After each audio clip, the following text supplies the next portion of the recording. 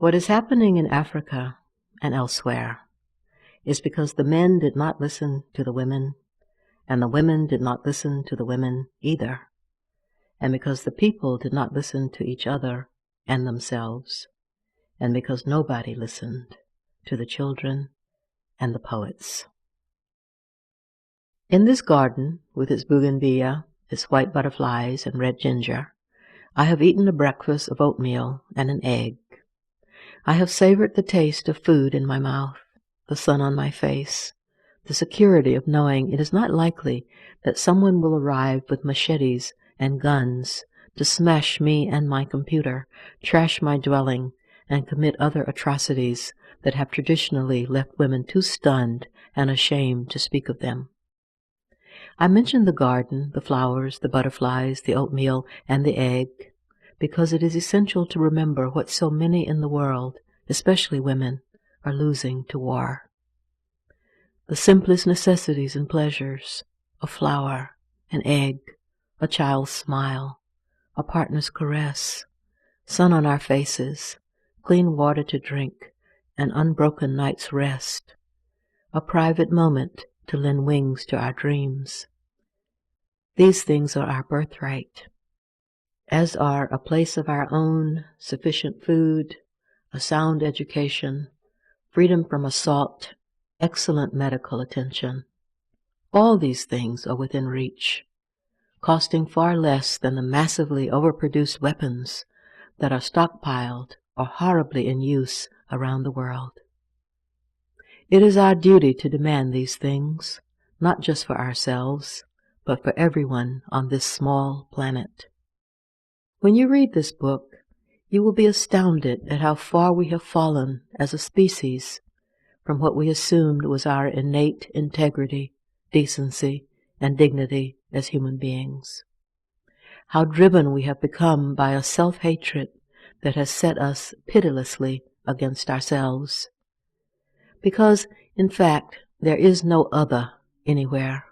It is always us, and only us, that we wound whenever we harm another. There is no way to be separate from the rest of creation.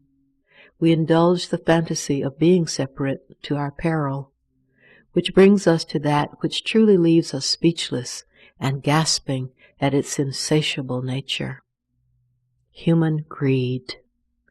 For it is the greed of humans and our addiction to war as a method of resolving conflict that spreads this carnage and suffering. We humans are forgetting our very essence as divine beings. It is a terrifying state of affairs. What are we becoming? How hard is it to look?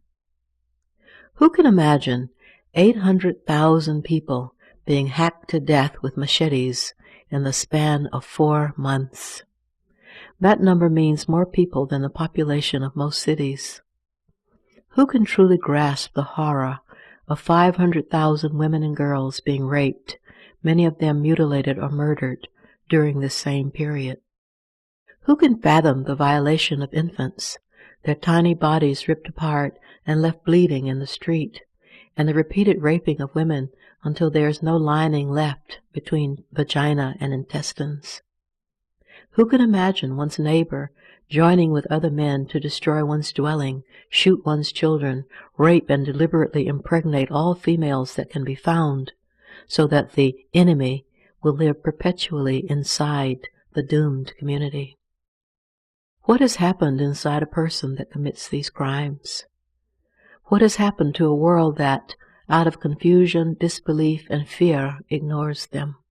Will our disbelief, confusion, and fear only be activated toward change when we hear the sound of killers at our own door? We must rouse ourselves, awaken to our predicament as humans, as people who know there is goodness in all of us. Women, in their capacity as nurturers and sustainers of the young, continue to exhibit a lot of human goodness, and for that reason alone should be honored and protected. How can the world live without war? Someone must know. Is it possible that women have always known? What is the deepest reason women have been forced into their often so fatal silence? Is it because women are always wanting peace, and men have learned to enjoy war?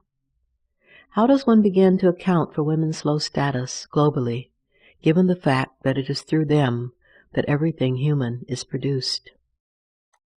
To change the world for the better, to make it safe for the feminine, which is to make it safe for everyone, women must work together. Even if we do not like each other, we must work together anyway, as impersonal friends who face a common danger. When we work together, the entire society benefits.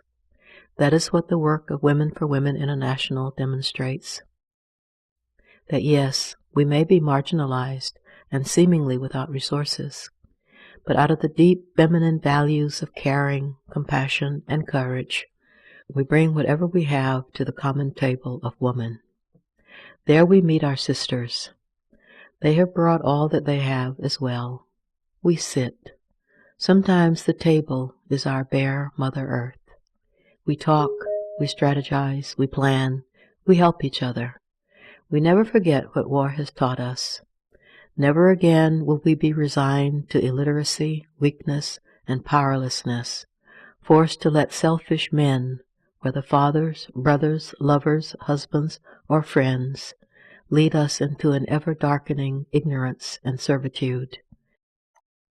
We have had enough. We insist on acquiring knowledge for ourselves and for our daughters, having learned the hardest ways possible that ignorance and peace cannot coexist. We know we can create a better way of living than any of the societies, whether democracies or dictatorships, that have silenced us and used our bodies and minds without reverence or gratitude.